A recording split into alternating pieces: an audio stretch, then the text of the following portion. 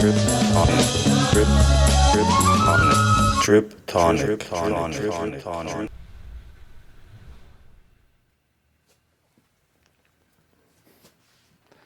Hi everyone, we're here today at Grodal Hydroponics in downtown Toronto, and this is part 3 of our Triptonic Nutrients tutorial series. And today we're here to talk about how to take a pH test.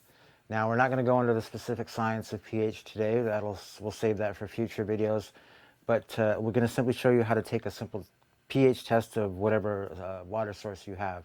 So here we have a container of water, and here we have a simple water dye tester that we sell in the store for $10. Now, it comes as a two-part, a bottle of dye and a sample bottle.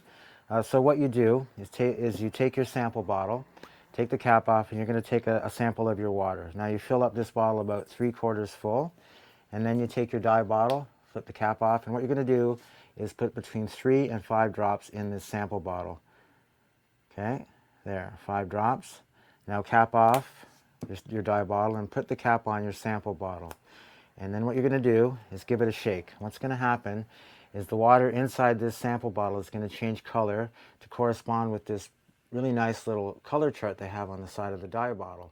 So what you do is you hold it up against a white backdrop so you get good contrast and you can see what color it is. So if we're looking at this right now, we can see that our pH value is 7.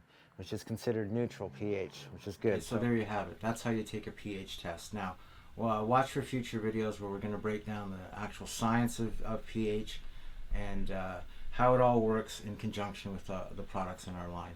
Okay, thank you.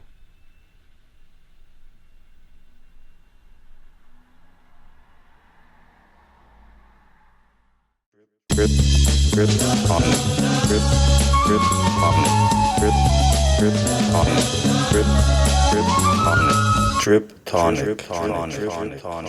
tonic.